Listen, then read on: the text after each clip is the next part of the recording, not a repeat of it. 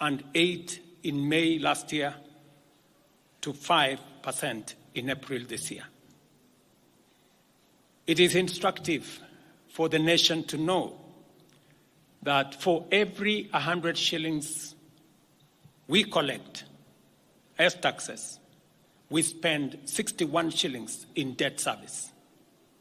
We have paid Kenya's Eurobond debt that was borrowed in 2014 of $2 billion that has been hanging around our neck. We paid the last installment of $500 million last week. Today, Kenya's debt burden is much less, more sustainable, and we are on course to redeem our country from the discomfort of debt and assert our sovereignty. Early this year, Treasury had proposed a budget of 4.18 trillion. I did direct that it be reduced by 200 billion to come down to 3.99 trillion. The Finance Bill 2024, generated to actualize this budget, underwent public participation, which resulted to concessions by which we agreed to drop proposals on VAT on bread, motor vehicle circulation tax, VAT on locally manufactured diapers and sanitary pads, as well as excise duty on money transfer services, among others. The additional tax measures we had proposed in this year's finance bill were to raise money in the tune of 346 billion. When the concessions were made, subsequent to public participation that was undertaken by Parliament, that came down to 200 billion.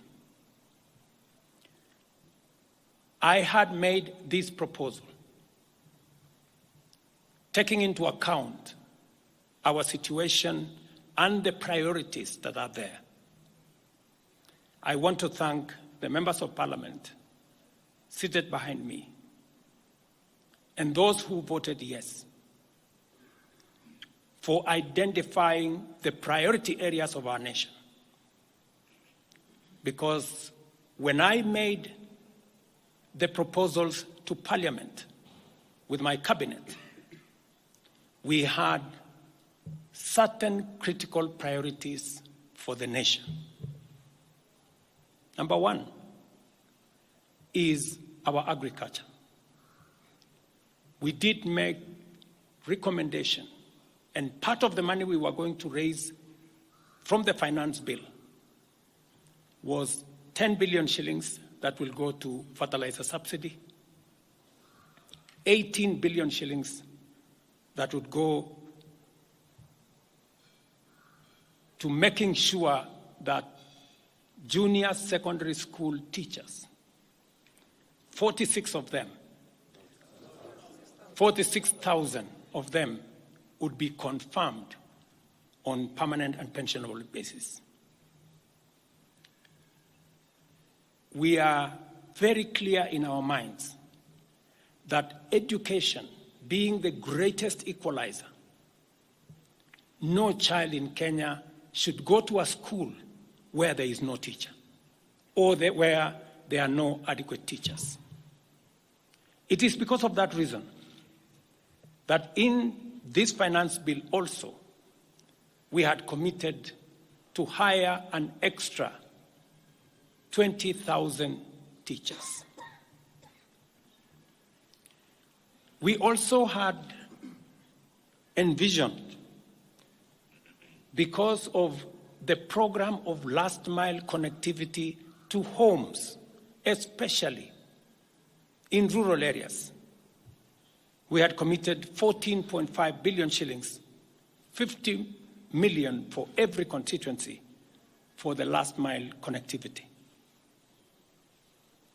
Because we realize that there are many people who today cannot go to hospital because they cannot afford, because they have no health insurance. We had committed 6 billion shillings to operationalize our universal health coverage plan that would make it possible for every citizen to have a health insurance, those who cannot afford to be paid for by the government of Kenya, and to also operationalize the chronic illness fund that would make it possible for those who suffer from cancer, diabetes, hypertension, to be able to go to hospital, be treated, and go home without being asked for any money. We also had planned to put in money for our coffee farmers to retire the heavy debts that are bedeviling our coffee farmers. We also had allocated money for our sugarcane farmers to make sure that our sugarcane farmers get out of the debts that they're in. We had also committed to our milk farmers 2 billion shillings to make sure that every farmer is paid a minimum of 50 shillings per litre, to make sure that these farmers, very hard-working citizens of our nation, get a fair return for their hard work and for feeding our nation. And that is why I commend these members of parliament for agreeing with us that all the priority areas I have mentioned were the right priorities to be funded. And by so doing, they supported the proposal to incorporate also the views of the people. These members of parliament came back to us after they went to listen to the people of Kenya. And they came back and reduced the budget on their own by 146 billion shillings. Notwithstanding all these concessions, it has become evident that members of the public still insist on the need for us to make more concessions. And because I run a government, but I also lead people, and the people have spoken, I am grateful to all the members of the National Assembly who voted yesterday affirmatively for the Finance Bill 2024 as amended on the floor of the House to incorporate the views generated through public participation. And following the passage of the bill, the country witnessed widespread expression of dissatisfaction with the bill as passed, regrettably resulting in the loss of life, destruction of property, and disintegration of constitutional institutions. On my own behalf, and on behalf of these members and many other Kenyans, I send my condolences to the families of those who lost their loved ones in this very unfortunate manner. Consequently, having reflected on the continuing conversation around the content of the Finance Bill 2024, and listening keenly to the people of Kenya who have said loudly that they want nothing to do with this Finance Bill 2024, I concede, and therefore I will not sign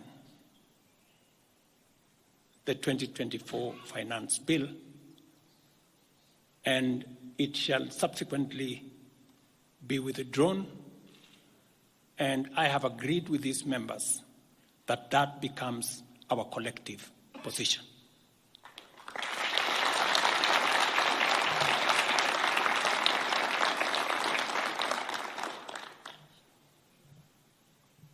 Accordingly, there is need for us as a nation to pick up from here and go into the future. And I am therefore proposing that because we have gotten rid of the Finance Bill 2024, it is necessary for us to have a conversation as a nation going forward. How do we manage the affairs of the country together? How do we manage our debt situation together? How do we work on the budget with the deficits that now exist together? And as I committed last Sunday, I will be proposing an engagement with the young people of our nation, our sons and daughters, for us to listen to them. As I said on Sunday, listen to their views, listen to their proposals, their ideas, their concerns, and what they think we should do better as we go forward. I am also recommending a multi-sectoral, bipartisan, multi-stakeholder engagement from civil society, religious organizations, professional bodies, for us as a nation to speak to the future of our country, again, together. And this will be on matters that are contained in the bill and matters that the people of Kenya have canvassed in the conversation that has been going on. In this regard as well, I am directing for immediate further austerity measures to reduce expenditure, starting with the Office of the President, the entire presidency, and extending to the entire executive arm of government. Operational expenditure in the presidency be reduced to remove allocations for the confidential fort, reduce travel, hospitality, purchase of motor vehicles, renovations, and other expenditures. This will cover the entire presidency and also the executive arm of government.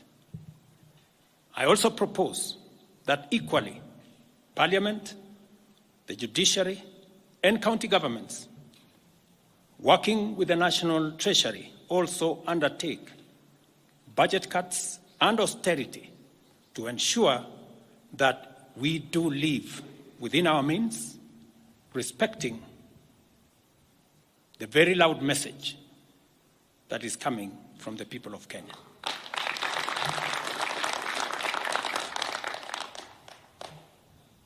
And let me confirm that I have discussed with many stakeholders. I will be meeting some of them shortly after this meeting on charting a way forward that makes sure that we carry the whole nation in this very important journey as we go into the future as a country. Let me also confirm that as we deal with austerity, the loud message on dealing firmly, decisively, and expeditiously with corruption is a matter that we have discussed and we have agreed that it will take the front burner as we go into the future. We will continue to do this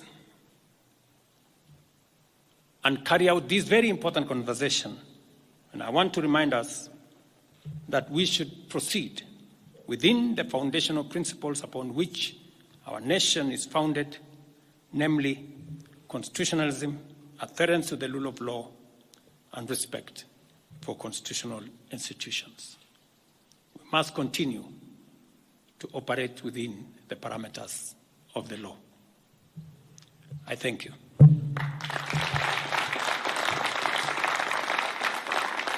I will take a few questions, 3 questions to be specific. Thank you, Your Excellency. And the first question will start with Elizabeth Mutuku from TV47. Good evening. My question is on young leaders from the Gen Z generation who were abducted yesterday and the day before yesterday. What happens to that? Second, there were young people who were killed during the demonstrations. What do you speak of that as the head of state? Thirdly, how do we move forward on the budget cuts, especially now that you've said that we're going to have austerity measures, yes, but how then do we secure development? Thank you very much. Please. No, it's okay. So I have said young people, 6 to be exact, 6 people yesterday lost their lives. Very unfortunately, they shouldn't have lost their lives. And I have said it is a very unfortunate situation. I wish that would not have happened. And there is a framework that will make sure that those 6 Kenyans who died yesterday will be accounted for. Number 2, I did promise the country that there will be no extrajudicial killings going forward. And ever since I came into office, there is not one incident of extrajudicial killing. What you said about abduction are statements that were attributed to some of our civil society groups, but all the people they mentioned have since been found in police custody, and those that were already processed were already released. On the matter of development that you have said, minus the finance bill, it means that some of the development programs amounting to 200 billion shillings, we will have to cut down, to delay them. They will have to wait, some of them, for next year. We will try it again. We will try next year to find some money. Some of them we will have to cancel because that's the nature of things. And it is because the people of Kenya have spoken loudly that they want a leaner budget for us as a country. Question number 2. We'll take the next question from Busara, K24. Naam, swali langu la kwanza ni wazi kwamba matumaini ya vijana wa Gen Z na baadhi ya Wakenya kwa wabunge yamepungua kabisa ama hata yamepotea. Kwa hivyo kama rais unachukua hatua gani kuhakikisha kwamba tunawahusisha vijana katika maamuzi muhimu hasa katika masuala ambayo yanalenga taifa ama ujenzi wa taifa? Swali lingine, je, utahakikisha vipi uwazi katika mpango wako wa kupunguza matumizi serikalini? Maana yake umesema kwamba kuna austerity measures. Je, kutakuwa na transparency? Na swali la mwisho, ningependa kujua kama pengine kutakuwa na fidia kwa wale ambao walifariki ama hususan kwa familia kwa wale ambao walifariki hapo jana, na je, serikali itasimamia malipo ya wale ambao hospitalini hivi sasa wanapokea matibabu kutokana na majeraha waliopata hapo jana? Asante. Thank you very much. About 214 Kenyans were involved in various skirmishes, and many of them went to hospital. 95 of them were treated and released. Some of them, I think one is still in ICU, and others, I think 14, the minister is here, are still in hospital. But majority of them were treated and released yesterday. As I have told you, on those who lost their lives, there will be a mechanism of how they will be accounted for. On the young people whom you have said, how do we listen to them? Let me say the following. Number one, I did make a very clear, determined program to create opportunities for young people to work. It was in our manifesto. It is in my plan. As I talk to you, 3 of the programs are going on. The housing program today has 160,000 young people working as engineers, as architects, as quantity surveyors, plumbers, masons, carpenters, artisans, transporters, accountants. We have 160,000 young people working because I did take the decision that if we don't deal with millions of young people out of school, out of college, who have certificates and they don't have jobs, they will soon become a very big challenge for us as a country, as we are witnessing at the moment. All the young people you see, they are looking for opportunity. They are looking for jobs. And that is why our housing program, once it is fully rolled out, we will have a minimum of 500,000 young people working in our housing program. Number 2, I have been very clear on making sure that additional to our housing program is our digital infrastructure, the digital superhighway, the digital hubs, and the whole ecosystem of what we are doing in creating digital jobs. I was in Ruto with Honorable Kingara, he's right there, not more than a month and a half ago, launching a hub that will hire 4,500 young people under CCI.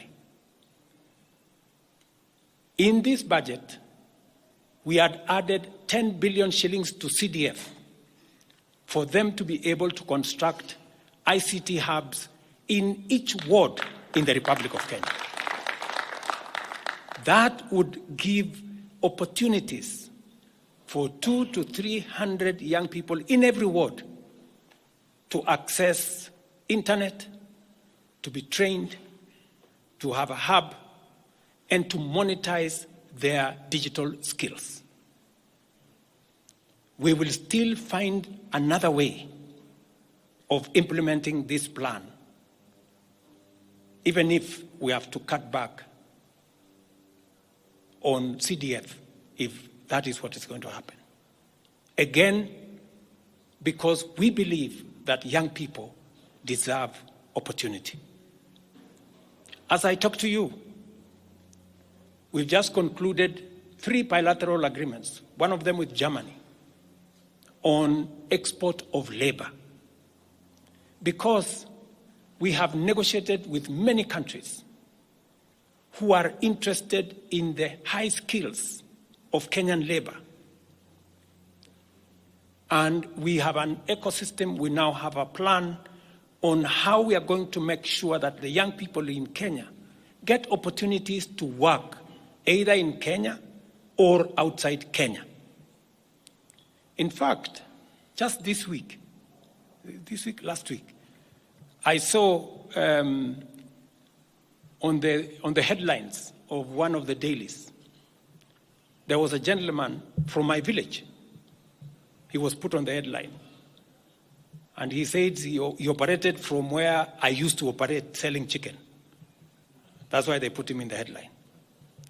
And his complaint was, you see, the president has not done well because in this village, many people are going to look for jobs outside Kenya.